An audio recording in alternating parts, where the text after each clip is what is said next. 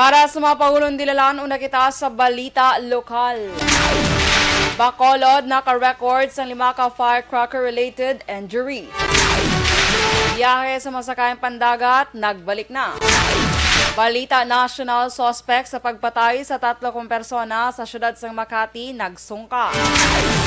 Positivity rate sa NCR sa COVID-19 nagsaka sa 21%. Balita international, 12 patay, 13 pinason sa stampede sa religious shrine sa India. Sa sports balita, LeBron James nakahimos ang record-breaking 43 puntos kag 14 ka rebound.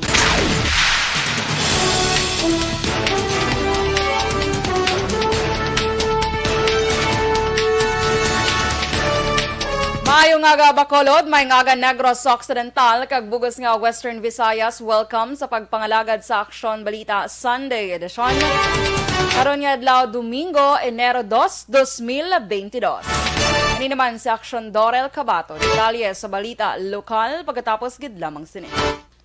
Bangod sa pamahog sing COVID-19 pandemic, madamo sing kompanya kag local government unit ang nagpatuman sa work from home sa ilang mga empleyado. Naga-work from home kung naka-close contact sa nagpositibo sa virus o kung mismo nagpositibo sa COVID-19. Madamo sang benepisyo ang mahatag sang work from home, pero hindi naton malikawan nga ma-bored kag ma-stress bangod sa sini nga setup sa masobra na isa ka tuig nga pagpakiaway sa COVID-19. Base sa pagtuon sa United Nations International Labor Organizations, nagatugas sing stress ang tuman niya pag-usas ng gadgets kangay sa cellphone kag computer.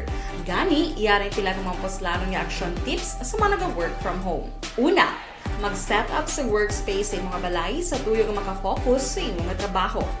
Ang workspace ay hindi kinahanglan nga dako nga kwarto, ang importante, komportable ka sa imong trabaho.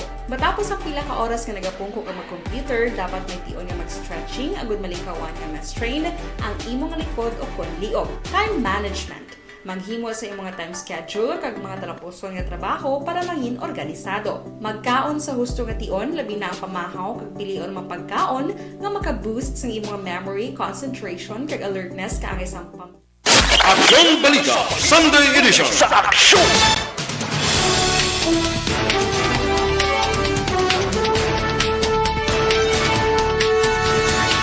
Lasay 5 Action Radio, Philippine Standard Time. Pabalik sa Action Balita Sunday Edition. Detalye sa balita lokal.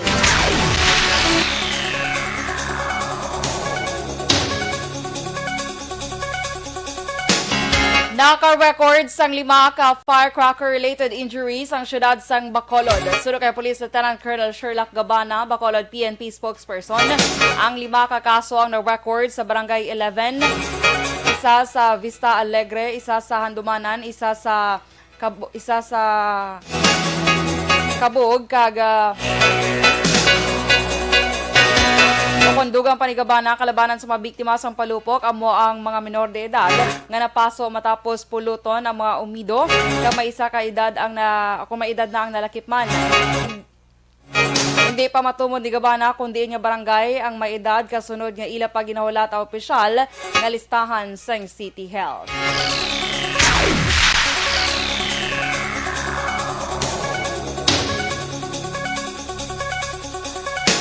Balik na sa normal ang biyahe sa masakayang pandagat halin Bacolod padulong sa Iloilo matapos ginkanselar sa mga shipping company ang biyahe para matagan sang tsansa ang mga cruise nga makaselebrar sa New Year upod sa ilang pamilya. Pero kay Coast Guard Western Visayas spokesperson Commander Edison Diaz, alas 9 kapon sang aga ginumpisahan na sang Roro ang ila biyahe halin sa Bredco Port padulong sa Dumangas kag Fastcraft halin sa Iloilo o kung Bacolod padulong naman sa syudad sang Iloilo. Ginpahayag man ni Diaz nga nagumpisa naman kahapon ang mabiyahe sang barko ikan Sagay Escalante Port padulong sa Tabuelan kag San Carlos City Port nakadto sa Toledo City, Cebu. Ginkomperman man ni Diaz nga mag-umpisa naman subong adlaw Enero 2, 2022 ang biyahe sang barko halin sa Bredco Port padulong sa Batangas Port.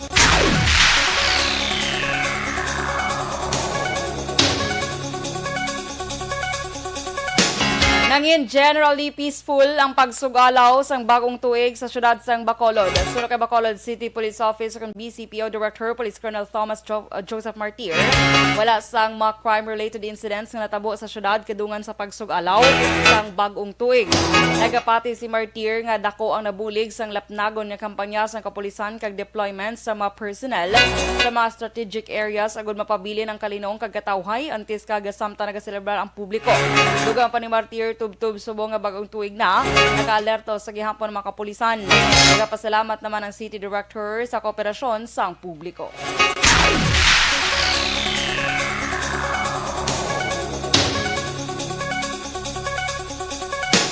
Sa dugang nga balita lokal, pagatutukan sang provincial government ang proyekto karon nga tuig 2022 sa pagpanguna ni Governor Eugenio Jose Lacson.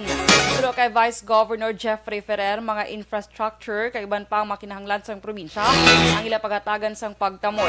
Dugang pa ni Ferrer na balhag sa 2022 General Appropriations Act nga kada distrito ang may napaing nga pondo para sa mga proyekto.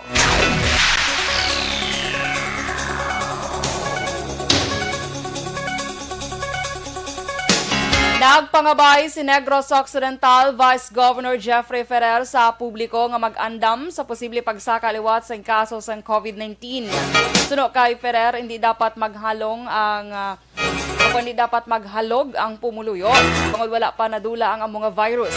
Nagahinyo ang Vice Gobernador nga ipatuman ang hugot nga health protocol o kon strikto nga health protocol kag magpabakuna.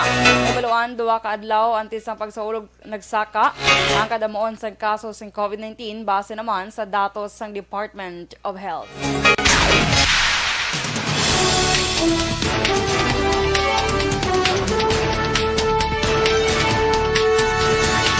Sa mga balita national, suspect sa pagpatay sa 3 persona sa syudad sang Makati nagsungka. Positivity rate sa NCR sa COVID-19 nagsaka sa 21%. Detalye sa balita national pagkatapos gid lamang sini.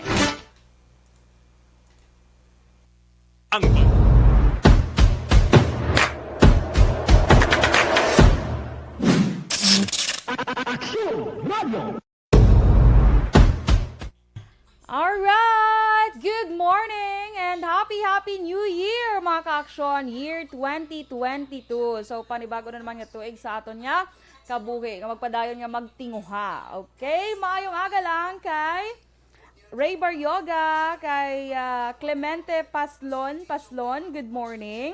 Athea Kimeriman, good morning man. Have a blessed Sunday. Kay Lady Mi Gumban, good morning. Taga Kabungan Silay City kag kay Lori Leo Lastimoso. Okay, kay Jasmine Valenzuela, good morning. Donna Navate Macario, good morning man. Miss Jinky Dilagdon, Happy New Year sa imo. Kag kay Mr. Bebo Villasor, Vanessa Mayo, Doc Matt Mayo, Noel Amar, Lily King, Raymar Swatu Imperial, Alma Olegon, kag siya family sa Barangay Pandanon, DSB, salamat good and happy New Year. Yes, Happy New Year everyone.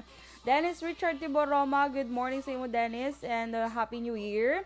Kag sa aton yung mga ka-aksyon bala nga nagapamati man via YouTube channel sang ARB.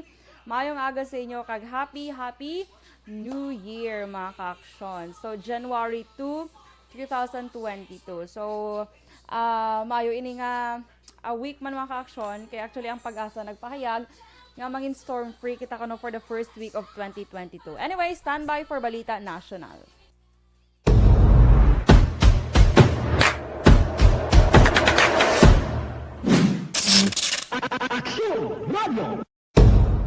Aksyon Balita Sunday Edition sa Aksyon!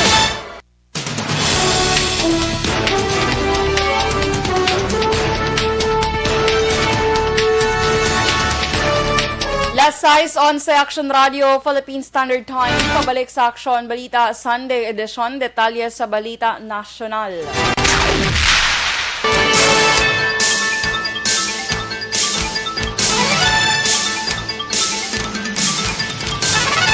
Nagsungka sa otoridad ang Safety and Emergency Medical Service Officer kasunod sa insidente na natabo sa Block 48, Lot 13, Magnolia Street, Barangay Rizal, Syudad sang Makati nga nagresulta sa kamatayon sa 3 kamatao kag pagkapila sang 4 kay Palas 2:30 sang kagahon Enero 1, 2022. Dead on the spot, Sunday Raymond Libaton, 52 anyos, Petronio Del Rosario, 50 anyos, samtang ginanunsyo naman nga dead on arrival sa Makati Hospital si Francis Lloyd Libaton, 21 anyos. Ginkilala naman ang suspect kay Roderick Perez, 41 anyos, Safety and Medical Service Officer sang Red and Blue Medical Services Company. Nga una nagpalagyo apang sang ulihin nagsungka sa Kumembo Substation, Makati City Police Station. Nagwa sa investigasyon nga naga-inom-inom ang mga biktima sang naglabay ang suspect sakay sa scooter motorcycle. Kaupod ang 12 anyos sini nga bata nga babayi kag ginaligar may paglalisay sa nga natabo angot sa ginaligar pag-okupar sa mga biktima sa magamay nga dalan. Nag-init pa ang paglalisay, nagpuli ang sospetsado kag ginbalikan ang mga biktima dala ang kalibre 45 nga armas luthang kag makapila ka beses nga nagpalupok nga gintunaan sang kamatayon sang 3 kag 4 ang napilasan. Sa follow-up investigation sang otoridad na recover ang madamo nga bala sang kalibre 45 nga handgun apang wala nagsungka ako na recover ang armas matapos ipalayag ni Perez nga tungod nagsala siya sa iya ng himo o kung nagsala siya sa iya ng himo wala na niya madumduman kundi sini nahaboy ang armas. 3 ka counts sang murder kag multiple attempted murder ang ginapreparar sang kapulisan na batok kay Perez.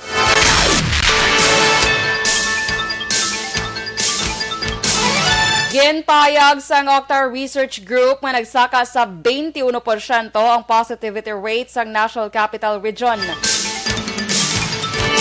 Sunod sa Octa, dako ang posibilidad nga malambot sa 4,000 ang ma-record nga COVID cases kahapon adlaw Enero 1 kag 3,000 diri ang ma-record sa NCR. Dugang pa yara karon sa moderate risk ang NCR apang mahimo i-classify bilang high risk sa Enero 2. Ginpay dalom naman sa Interagency Task Force for the Management of Emerging Infectious Diseases sa NCR sa Alert Level 3 umpisa Enero 3 tubtob 15.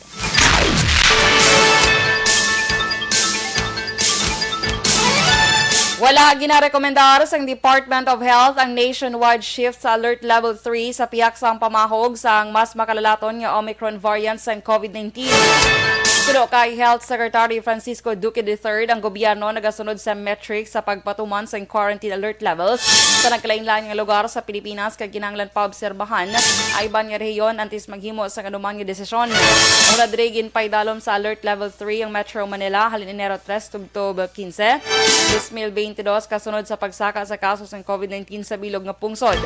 Kay dalom sa Alert Level 3 ginatugutan ang madamong establishmento maka-operate sang tubtob 30% nga indoor venue capacity para sa fully vaccinated kag 50% naman sa outdoor venue capacity apang kinahanglan nga ang tanang empleyado ang fully vaccinated.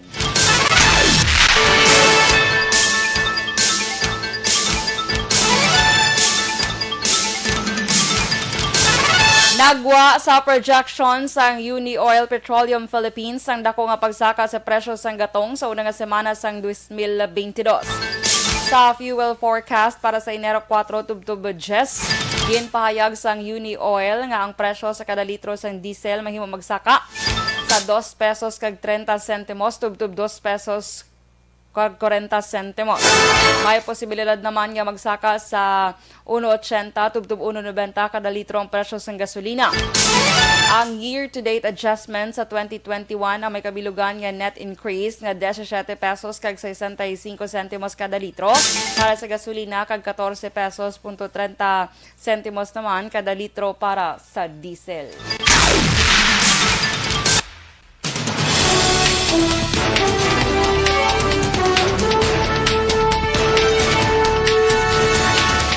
Last 6:16 Aksyon Radio Philippine Standard Time.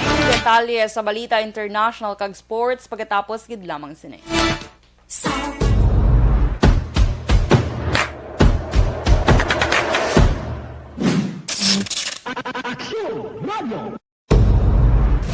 Hashtag Account ko ni ang imo account, imo responsibilidad.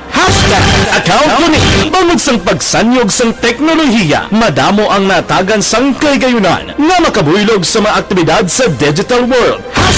Account ko ni bangod man sini mas nabutang sa risgo ang integridad kag kredibilidad sa nagapanag-iya sang account.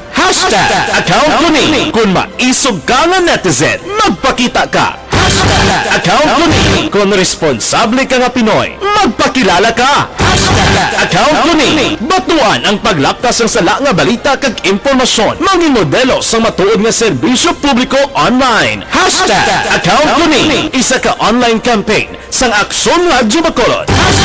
Account ko ni Account ko ni ang imo account. Do not just throw away questions and statements. Kasma ng aton sining nga Facebook page pagiya sa Aksyon Radio Ladies and gentlemen, this is Aksyon Radio Bacolod. Aksyon Radio Bacolod, #1. Nagpanguna ang Aksyon Radio Bacolod sa pinakaulihing survey sa Nielsen nga kakuha sa commanding radio station share para sa fourth quarter sa tuig 2020. Kami nagapasalamat sa aton mga kaaksyon sa padayon nga pagsalig kag pagsuporta. DYEZ, Aksyon Radio Bacolod, #1 with 40 points. Sunday edition sa Aksyon!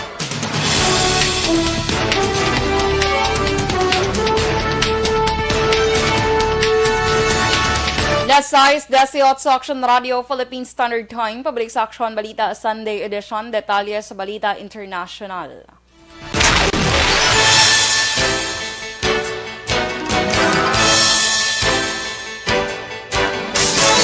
Nagresulta sa 12 kapatay kag 13 ang pilason sa stampede sa religious shrine sa India matapos nagdagsa ang mga tumuluo agud maghalad sang New Year prayer. Natabo ang stampede sa Mata Vaishno Devi sa Indian administered Kashmir, isa sa pinakaginakilala nga Hindu shrine sa northern India. Antes ang pandemic, naglabot sa 100,000 ka devotees ang nagabisita sa lugar. Kada adlaw apang ginalimitahan ini sa 25,000 lamang.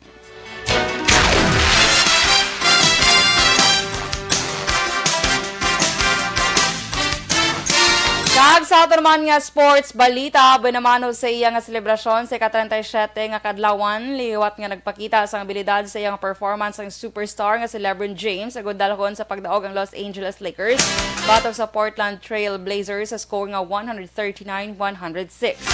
Nakahimo si LeBron sa season high nga 43 points, kag 14 ka rebounds para sa ila nga ika-18 nga pagdaog.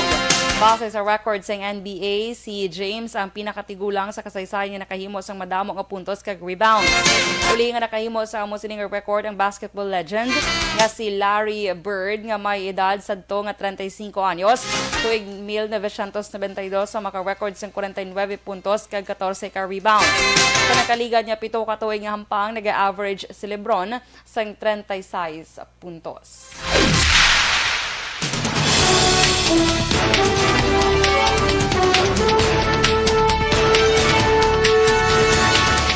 Last size 20 Action Radio Philippine Standard Time. Kag inyo nabatian ang bugos nga detalye sa Aksyon Balita Sunday Edition. Karong adlaw Domingo, Enero 2, 2022.